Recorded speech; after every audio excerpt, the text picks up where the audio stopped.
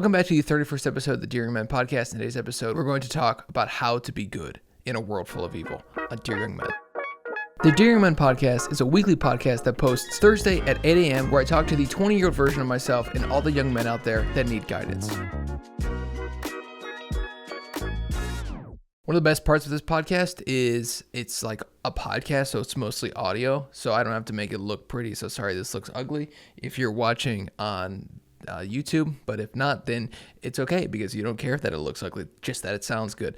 So this idea of being good, I have this initially labeled as kindness in the full scope of this project that I'm working through, basically how to live a good life, how to do all the right things and hopefully live a good life. This is the 6th episode or the 5th episode in this series. If you haven't listened to the other ones, you like this one, definitely go back and listen to those. Also, I have to ask this, if you like this podcast and you haven't, please hit the like button or subscribe or to follow or to rate it on Apple Podcasts or Spotify. That is supposed to help a whole bunch. I don't really know, but it's supposed to help. So sorry. Okay. No more nonsense. So this topic of kindness and doing good and being good, I think it's first important to mention that the world is sort of inherently evil. And a lot of people, their base things are to be evil, to lie, cheat, and steal, and to be lazy. It's like, I've been thinking about this a lot. And what does it mean to be good? How does it mean to be good? Like, what do you have to do to be good and to do the right things? And I've been struggling with it because it's not just like a black and white question. It's a very interesting and I think a very complex issue, but I'm going to try to give you what I do and what I've done and all the struggles that I'm still currently going through. And hopefully through my thinking process, you can start to apply some of these own logics to your own life and hopefully you can do some more good. So I think the most important thing to do is to define what is good. So the world is never black and white, ever. It never is. I mean, there are very rarely cases where you can find the black and white in something. Obviously, some things are obviously pure evil and that we can basically all agree on. But even within that evil, there's black and white, there's gray areas. And that's not to justify the evil acts, to paint somebody who's done something evil with a broad brush, or everybody who's engaged in that act with a broad brush and say that they're evil isn't necessarily true because obviously we don't know what's in somebody's heart. So it's never black and white ever. And so the important thing to do is to not tie your morality to the hot topic of the day. So I finished a book called Nazi Billionaires. It's really good. It's a really interesting book about how Nazis during the Third Reich and World War II, 1932 to 1945, that time frame during Hitler's reign, how they profited immensely off of the backs of workers who didn't choose to work. They were slave labor. They were put into internment camps. They were captured. They were worked until death, basically, in a lot of these places. And the grandkids and great grandkids of a lot of these people like Gunther Quandt, Quandt. I don't know exactly how to spell that or how to say it, but he was very influential, worth hundreds of millions of Reichsmarks back then, dollars today. And he had 2 sons, one of them with one woman and another one with Magda Goebbels, who was married to probably the second highest ranked member of the Nazi party, right behind Hitler. And Joseph Goebbels, he was pure evil. A lot of those guys obviously were. And so it's interesting because this guy was the stepson. One of his sons, Gunther's sons, was the stepson of Joseph Goebbels, the guy who eventually became chancellor after Hitler kills himself in the bunker. And so it's interesting because those guys eventually go on to become billionaires. One of them is a massive investor, and to this day, his kids, so Gunther's grandkids, they own a massive stake in BMW, and they're like 2 of the richest people in Germany. So it's been a really interesting book reading about like basically how the morality of their day, these businessmen took advantage of the morality of their day, and they didn't feel guilty or feel bad about what they were doing because that's the morality of the day. So don't tie your morality to something that is like not permanent. if that makes sense. Your morality can't just flow with the wind. You can't be, this is good one day, but then this is bad another day. If you do that, you're going to put yourself in a really tough position, because you're always going to be just changing your mind on stuff that at one point this was bad, like slavery in America. At one point it wasn't evil, and now it is. And so if you were to tie it to that, it changes with the wind.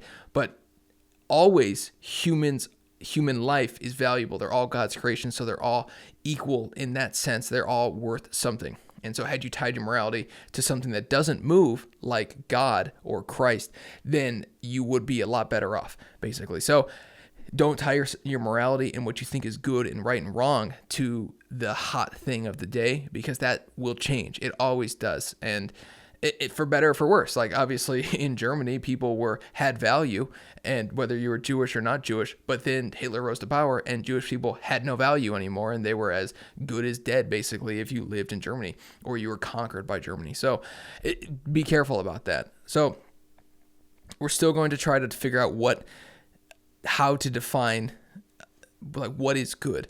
So it's easy to say that whatever Jesus said, that's good, and just do that. But that's a cop-out and lame, in my opinion. He speaks in parables for a reason, and we're given the gift, we're given brains to discern and think and challenge what he said in our own lives and how we can apply it to ourselves.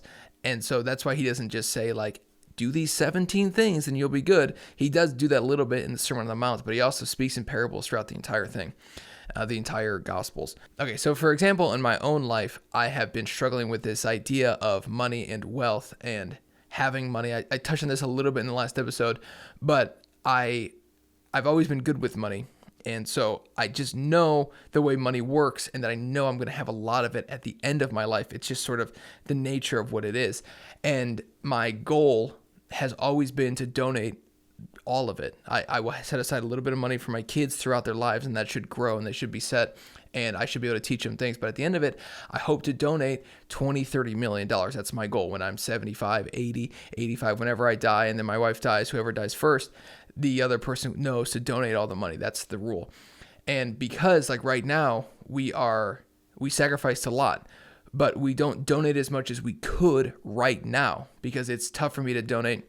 Let's say I donate $5,000 this year. In my head, I think, well, if I just invested that $5,000 instead, how much more money could I give at that point in my life, at the end of my life? And so I've been really struggling with that, because I feel guilty about not donating the money, and because it's like I know I could, but I'm choosing to invest it instead for a later date.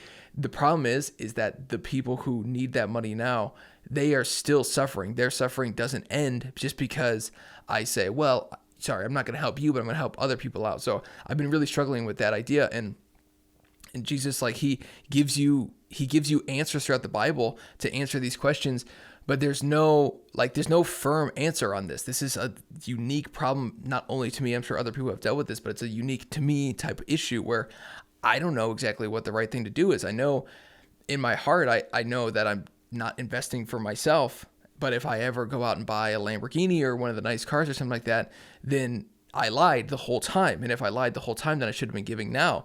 And so that's quite a lot of pressure to make sure I never do something. I never go off the deep end and spend this money in a way that I deem as evil.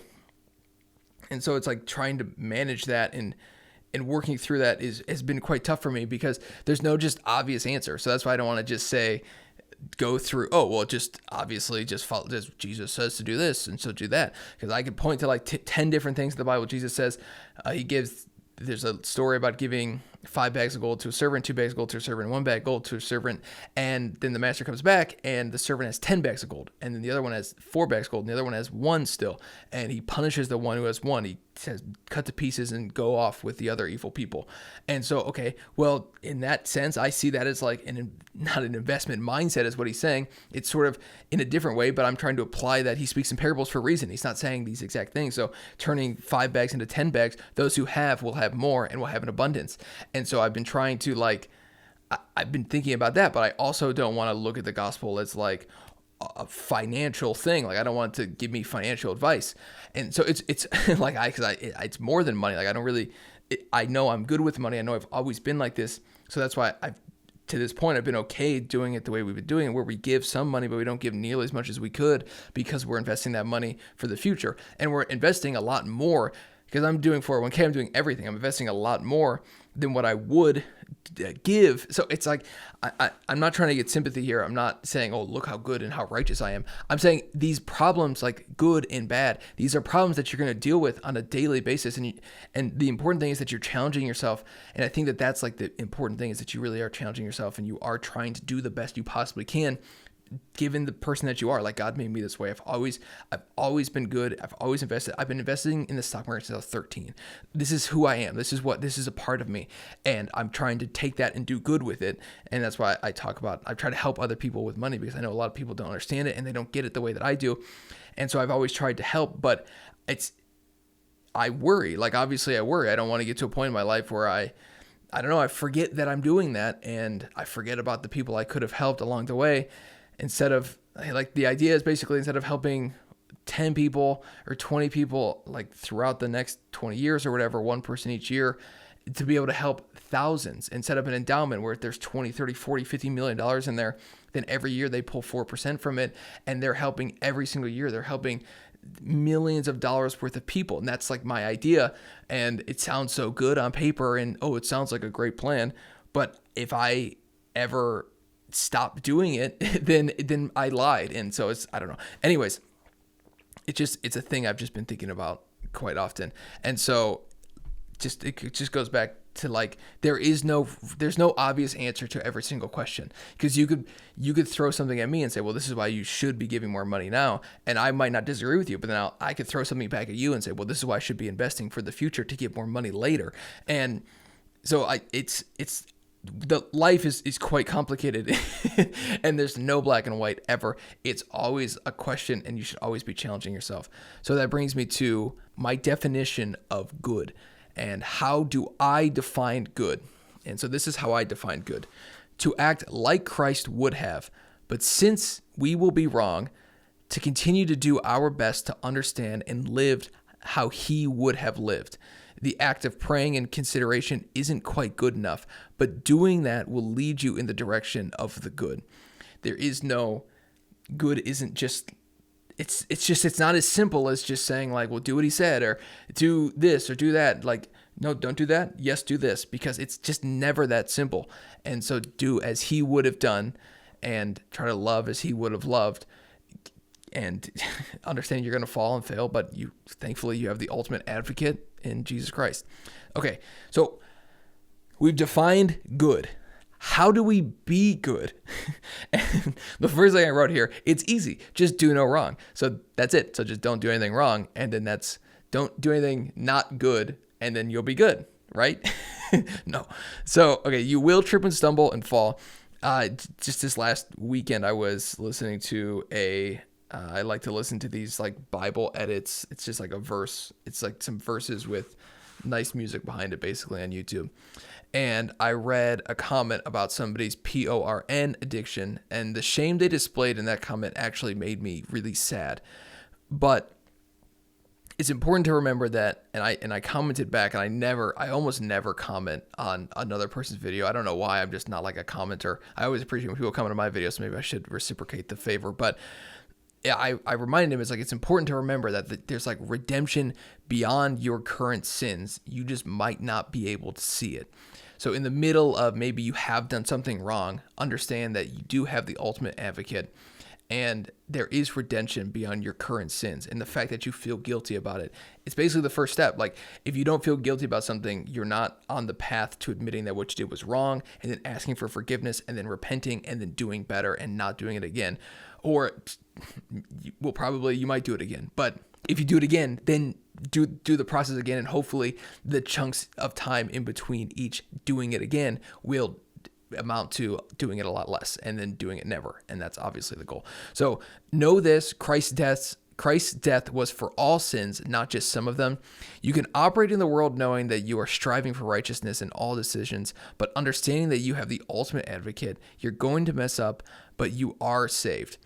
So I was talking to a friend the other day about Lent, and I was, like, teasing him. I know he's not like a practicing Christian. I think he's like interested, but he's not he's not a Christian. I don't think he would say that he is. I don't think he would say that he isn't, but I don't think that he would say that he is.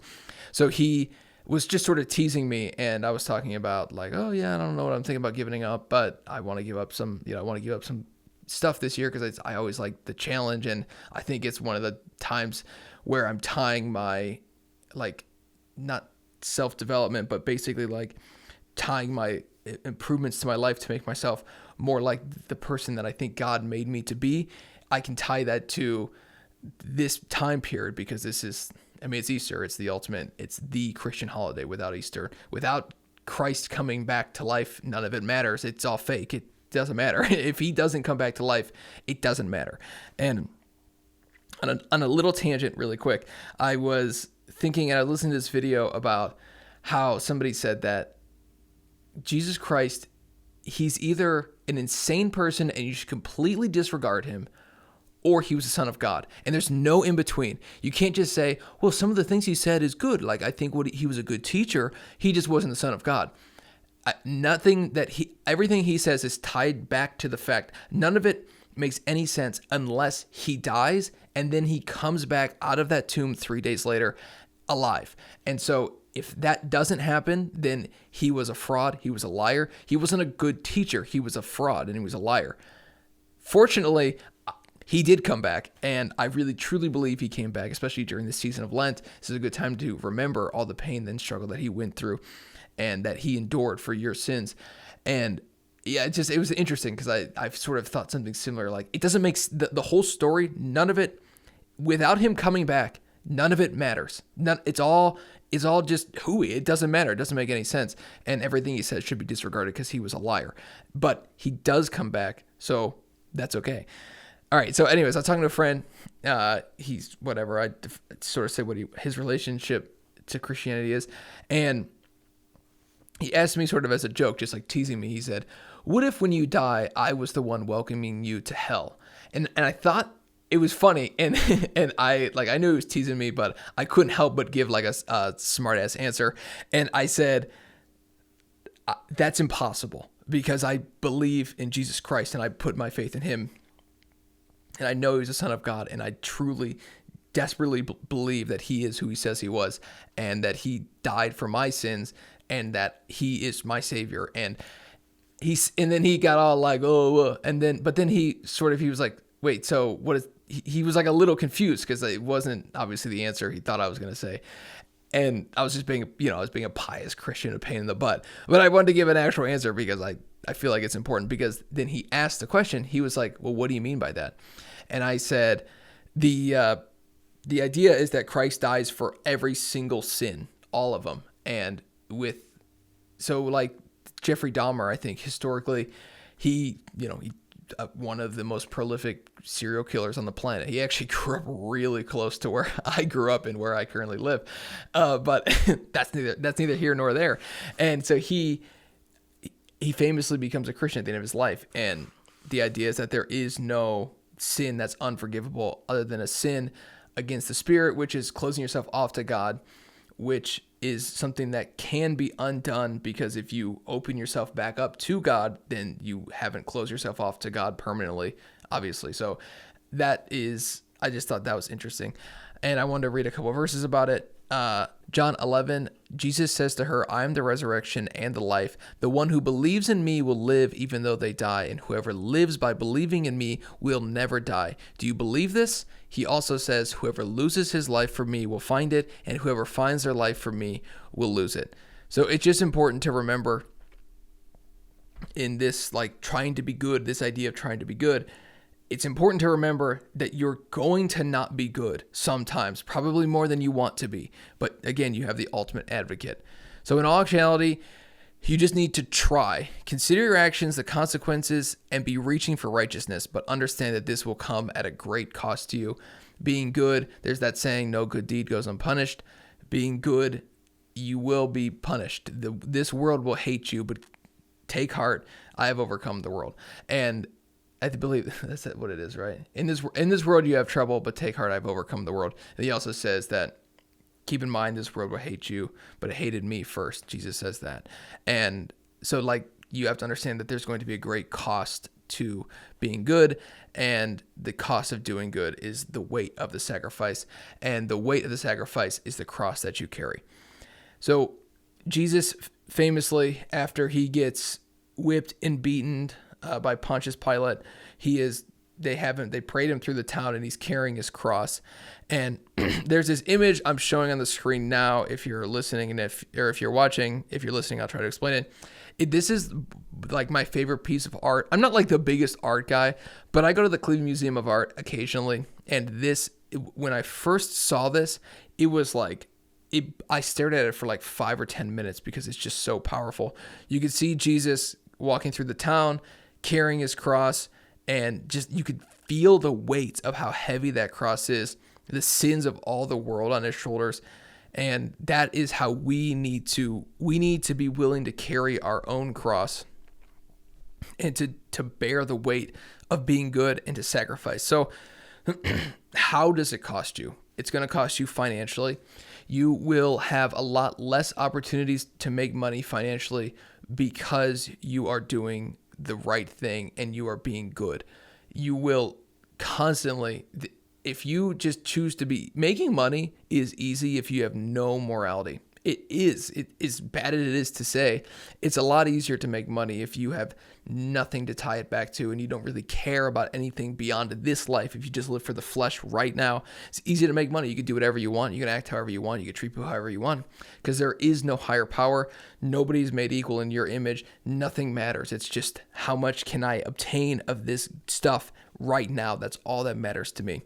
So financially, you are going to be punished. Every decision you make, you're going to keep in mind that like I mentioned earlier in the podcast, and I don't want you to misconstrue that me saying how great I am. It's a thing that I personally think about a lot, and I'm trying to do good. I'm trying to do the right thing, and just know that you're going to have times where you have no idea what you're going to choose to do because it's complicated and it is so many levels deep, and it is gray, and it's not black and white. And it's not just as simple as, we'll just give money now because you were made in this one way and you know how you think, and this way you think isn't bad. It's just different than maybe the historical way that you should think about it. Anyways, and so financially, you're going to be punished because you're going to be honest and you're going to do things the right way, and that's going to cost you a lot of money. Jesus says you will be hated by everyone on his behalf. If you follow him, you will be hated by everyone. Your life on earth, when you choose to be good, it has to be worse because that's the way it goes. No good deed goes unpunished, as I mentioned earlier. And it's true. A lot of people talk about karma and this karma. I don't believe in karma. I think it's like a Buddhist thing. I don't believe in that at all because it doesn't make sense, because I do good and then I'll get punished. Right? Like, you do the right thing. It's all happened to us. Like, you do the right thing and then you get punished. Sometimes doing the wrong thing, you'll get punished. But a lot of times, I mentioned this, I think several podcasts ago, it's like the problem is that cheating and lying and stealing, it works. And so taking steroids works. You can lie to people. You can cheat people out of their money. And so that idea of not doing wrong things and evil things for the sake of money and pleasure and this and that, manipulating women, manipulating men, manipulating whatever, just to get a leg up on them, it's going to cost you, because you're not going to be able to do that, because you're going to be striving for righteousness. And that's quite difficult because it's really hard to do that, because it's a lot easier to just choose the things that make you feel good now. We all struggle with that. It's why Americans are so fat. It's because we just choose the thing that we like now in this moment that makes me feel good. So I'm going to do that because it makes me feel good. And that is like the ultimate form that you could see visually of like doing things in the moment make me feel good. Drugs, obviously people who get addicted to drugs, you could see that in a little bit more condensed down version. You've never met somebody who has been addicted to drugs that's like 85 years old and they're just doing it casually. You know what I mean? They're a social drug user. No, a lot of them die really young, unfortunately.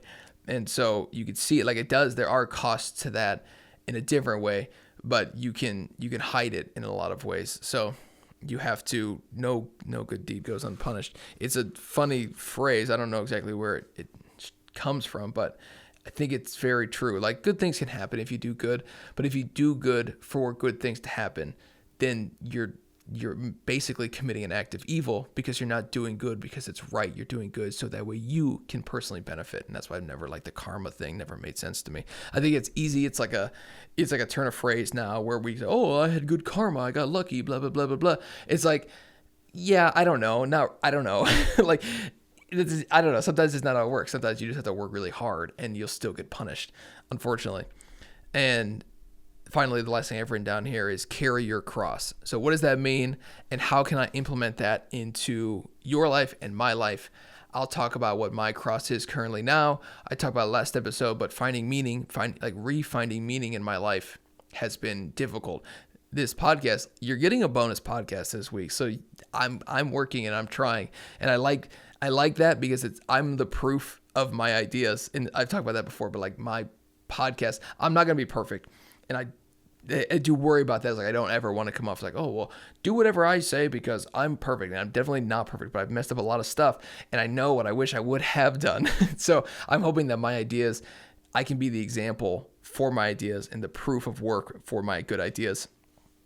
They're not really my ideas. They're ideas that I borrowed from that Jesus fellow I mentioned earlier. All right. So how can you carry your cross? The first thing to do is to identify what your cross is. So write down a list of things that you want to change and improve, the burdens that you have been too afraid to tackle. This is a moment of really harsh self-reflection. For me right now, other than finding meaning, it's my weight. I weigh like 189, 188, 190 pounds, which is just really heavy for me. And I feel really bad. My clothes don't fit right. And it just makes me feel really uncomfortable. I don't like it at all. This is not the biggest burden to carry, but this is a burden that I'm currently carrying. And it's hard to sit there and be like, I'm fat. I'm not happy with what I'm doing. I've been too gluttonous. I've been eating too much stuff. I've not been saying no to myself enough, yada, yada, yada. And so that's my current struggles. I've been dealing with that and I've been really struggling with it, but it's okay because I'll do better. I know I will. I know I'll get it. I'm trying some things, I'm learning some things, and whatever, it doesn't matter. And so I've just been, that's one of the crosses I'm trying to carry. And I'm trying to carry the cross for other people too. Like I'm trying to show and help other people in the right way how to make their lives better. I label this podcast Dear Young Men, and it is an easy way to get young men's attention. And it's with women, money, drugs, more women, women with less clothes on, women with no clothes on. And if you wanted to attract young men, that is actually the best way to do it. The worst way to do it is probably talking about Jesus and telling them to suck it up, that their life's going to suck and it's going to suck for a long time and it might suck forever, but it's okay because it's worth it. My branding and my marketing isn't very good. And that's okay because I know that it's right. And so doing the right thing it's going to cost you sometimes. So understand you have to carry a cross the same way Jesus carries a cross. I mean, I'm telling you to stop watching PRN videos and doing that. That's what I'm telling you. And that's all you have to do. That's nothing. Jesus does nothing wrong and he gets whipped and he gets beaten and then he carries his cross to his city and then he gets hung up on the cross and then he dies. And 3 days later he comes back. And that's the best part of that story. But he goes through a lot of torture because you sinned. And so I remind myself that a lot, is that he did all this for me. And that's how much he loves me. He didn't know I hadn't existed. He knew that I was going to be born. God says he knows every hair in your head before you're born, but he counts every hair in your head before you're born. And I think he miscounted on mine. I'm not going to lie. I'm not saying God makes a mistake, but I think you forgot a couple. Anyways, so just understand that there is a cross and there's going to be a cost to you to give up certain things. So if it's a partying lifestyle, you're going to give up friends and you're going to give up. I only drank alcohol for a little bit, a period of my life, but it was fun. I enjoyed doing it. There's a reason I had to just stop doing it because I know it's dangerous for me because I like it too much. It was too much fun to do it. And so it's going to cost you a great deal to do this. Jesus says you're going to turn a mother or a father against his son, a mother against her daughter. It's like the people who are the closest to you might turn against you by following Christ. And that's okay. It sucks. I'm not saying that it's fun, but you're going to endure a cost following him, and just understand the cost. It should outweigh the positives, should outweigh the negatives. It might not feel like it, but on that day when you pass away and you enter the kingdom of heaven, you're going to be like, thank you, Scott. And I'm going to be like, no problem. You're welcome. And then I'm like, well, I didn't really do anything, but I pointed you in the right direction. So I'm going to take a little credit though. I'll take 5%. I'll take 2%. I'll take like less than a quarter of a percent. It's all on you and that fellow we were mentioning earlier, Jesus. Those are the two. But hopefully I can help you go into the right direction. And that is what it means to be good, and that is how to be good. It's quite difficult, and you're going to fail a lot, and you're going to do a lot of wrong things. But just always strive to do what Jesus would have done and act like Jesus would have acted. You're incapable of doing what he would have done, because nobody goes through what he goes through. Like, nobody sacrifices the way he sacrifices. That's just, nobody can do that. But you're trying to emulate his sacrifice and emulate the things that he was willing to do for you. And so you should be willing to do that for others. Thank you for listening. This has been Scott with Daring Men Podcast, episode 31. 2 podcasts in 1 week is absolutely ridiculous. You should be thankful. I should be getting letters of praise in my email inbox. And, I was thinking about that. Like, if you have any personal questions about your own life that you don't want to comment, you could send me an email and I will make it anonymous or not anonymous, whatever you want. It's up to you. You can just tell me, or if you don't say anything, I'll assume you want it to be anonymous, and we could talk about it and I'll give you my opinions. Right now, look, you're getting at the bottom level. We're 31 podcasts in. This podcast will probably only ever reach maybe 100 people or a couple hundred people. And so right now you get the ground floor. We're expecting big things, and at some point you might not be able to get in at the ground. You know, it might be too late because I might have 3 emails to go through as opposed to just 1. So anyways, thank you so much for listening. This has been Scott the Daring Man Podcast, and I will see you guys next Thursday. I'll talk to you guys next Thursday at 8 a.m. You're lucky. Happy Friday. I hope you enjoy the weekend. Take advantage of the sunshine. It's amazing outside. I have loved being outside. I'm going to be playing with my kids this weekend. If you have kids, play with them. They are the ones who are going to care whether or not you worked extra, because they're the only ones who are going to remember it when you're 50 years from now. So hang out with your kids, kiss your wife, or kiss your girlfriend, whatever, and tell them you love them. Tell your parents you love them, and I'll see you in the next one. Bye. Peace out.